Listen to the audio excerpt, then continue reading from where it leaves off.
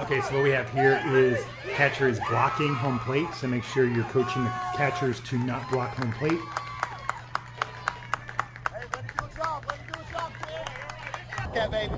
That was a strike either way. It's a good cut.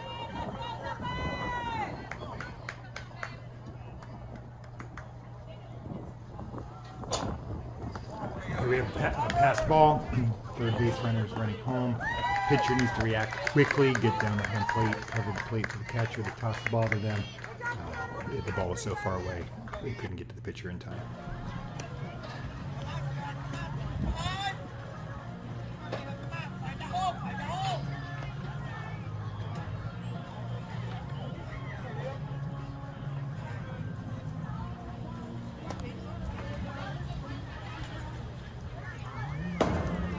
Ball was way overthrown, thrown to third, make sure they're getting down, sweeping motion to get the legs, to get the runner out.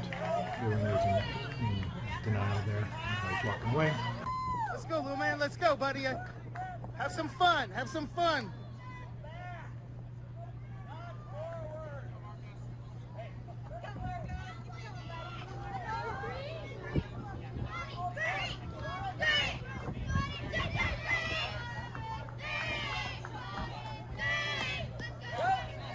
Pass ball. Second base goes to third base.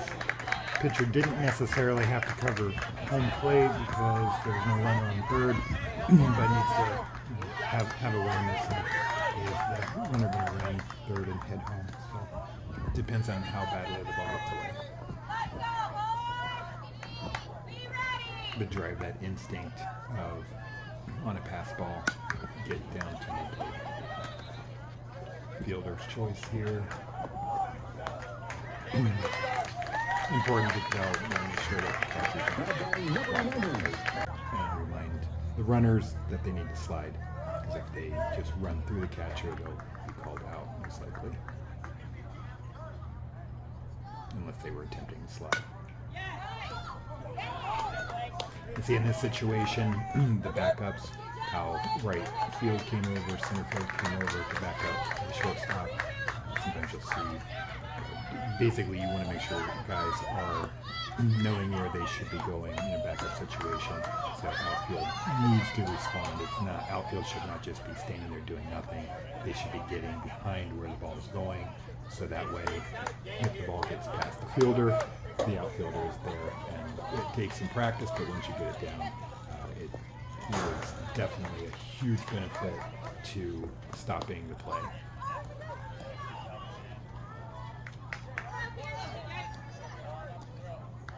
And another thing I would add is, for the pitcher to kind of get an idea of, do they need to cover first base, do they need to cover third base, depending on which direction the ball has gone. That's an important thing to instill in them as well.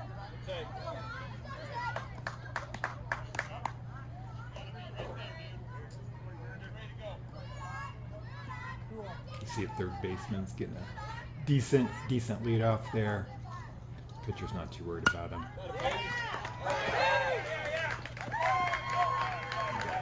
The second, pop the ball, 2 outs, third baseman stays. But that pitcher needs to be aware if there's a pass ball, that pitcher has to run up to home plate and get that covered so that the catcher can toss the ball to get the out. The third is stealing the pass ball.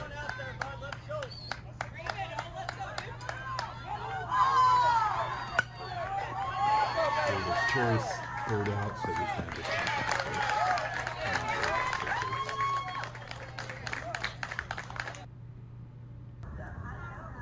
This is an example of a very deep, obviously also an example of getting out of the way so you don't get hit, but this is a very deep backstop. This is at Cactus Yards in Gilbert. The backstops are super deep, so depending on what field you are on, make sure your catcher is aware that it is not necessarily going to be like the previous field they played on, because backstops can vary from facility to facility. Cactus Yards probably the deepest out there in our area. If the pitcher had responded sooner, he might have got that out. It was pretty close. You know, in those situations, it's 50-50. And the times that they actually get them, it's pretty possible that the ball's going to just pop out. Pass ball, home. Pitcher responds very well. He gets third base to go back. Third baseman gets the ball. Goes, oh, he drops it. Could have got the score there, but you know that's going to happen at a 19-year-old range. Just based on experience. But at least he didn't get out. Move on the score. It's a good example.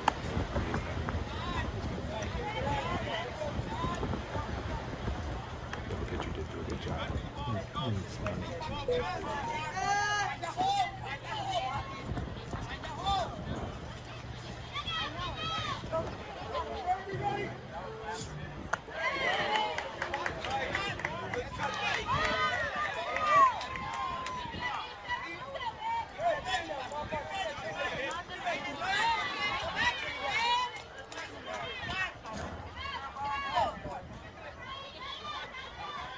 Third baseman, if you look at him, or third base runner.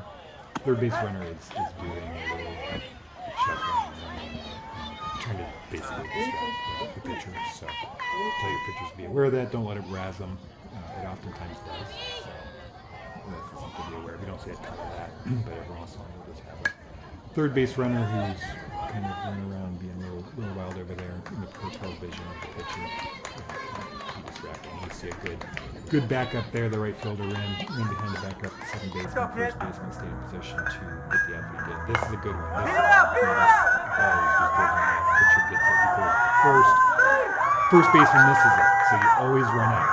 Runner was falling, he's gotten back up, he's going second, he's going to run the bases.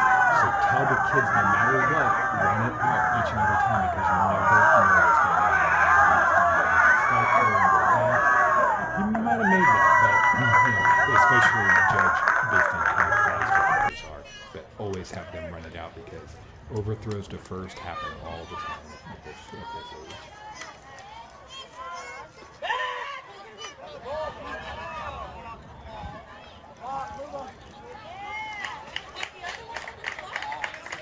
That's a good example of a balk.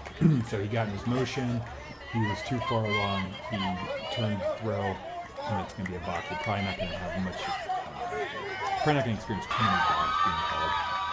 It's 10-year level in Pony League, but it can happen. Now we've got a good hit here, but this is our slowest player on the team. He's being sent to second, and he is not fast, and he is not out. So his nice hit, did drive in 2 runs, but he was too slow to get to the bases. But you can also see how he did the banana rounding at first base.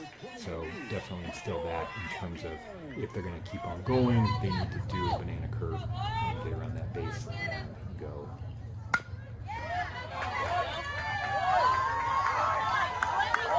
Okay, so here, teaching the first baseman how to stand. He had his foot on the base. The runner tripped and fell.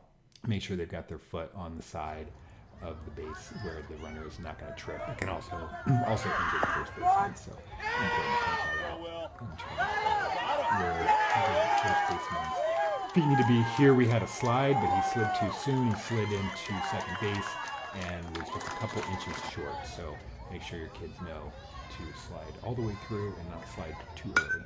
Out, out, out, out, out!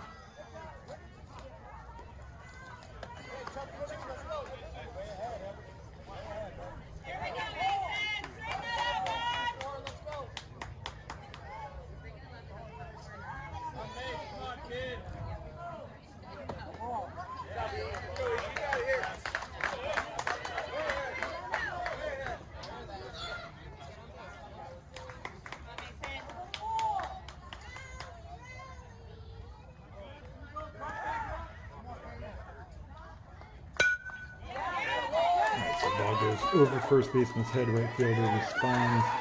He gets it on first base. Guy's going home. couldn't get the guy out, but he mistouched the base. So not uncommon for the runner to be going at home, getting on the side, and sometimes they just miss home plate. So if your parents notice that, put them on alert to make sure they yell, touch the base, touch the base. There you go, kid.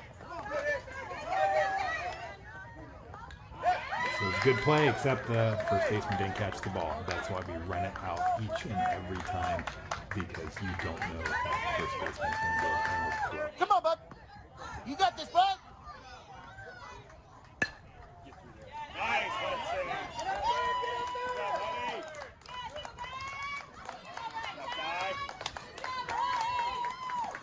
Get him on the plate. Let's go. Make the adjustment. Get him on. An example of some backing up, You got this, buddy. positioning. Swing away.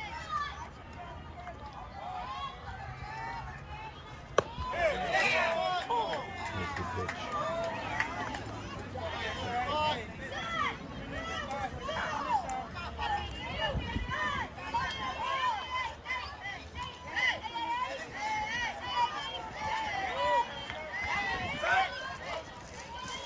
So diving back, getting them 4 to 6 feet off the base.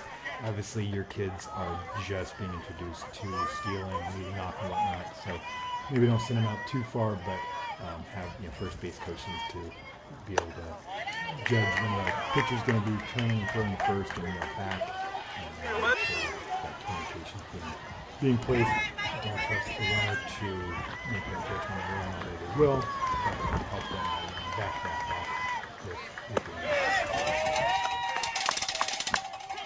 And in your case, with this being new to the team and the league, there will be a lot of back throws from the pitcher to first baseman.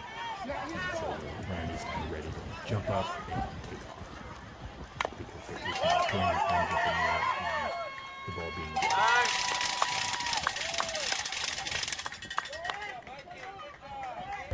It's easy out first.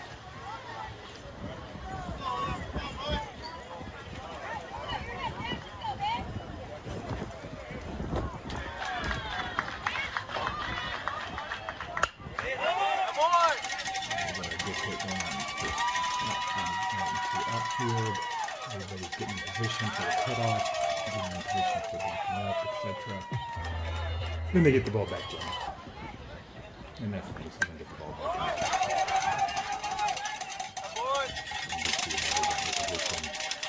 First and second, or shortstop and second, and center field all merged into a line. Next, batting for your ZT prospects. Number 3, Jacob down.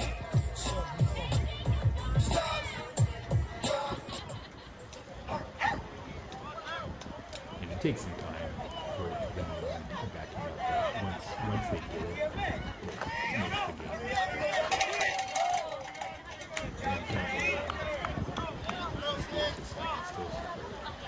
It's going to happen. It's inevitable. The single's going to turn into a triple pretty quickly. Just in stealing. The bases are coming home. Catcher gets it, and then it's safe. So that was a good play. I mean, catcher did a good job. The ball was just a little late. Had a good slide there. So make sure your kids are 6.09b states that the batter becomes a runner when the third strike called by the umpire is not caught, providing 1, first base is unoccupied, or 2, first base is occupied with 2 outs. If the batter does become a runner, he must be put out by being tagged or by throwing to first base before the batter reaches first. In the first 3 examples, the catcher clearly does not catch the pitch and first base is not occupied, so in each of these the catcher must tag or throw to get the runner out. In the third clip, the runner on third could have attempted to go home and probably should have forced the catcher to make a decision to either keep him from scoring or get the out at first and allow him to score. Next, we move to clips with runners on first, but there are less than 2 outs. So in this case, the batter is out even if the catcher does not catch the pitch. He does not need to tag or throw to get the batter out.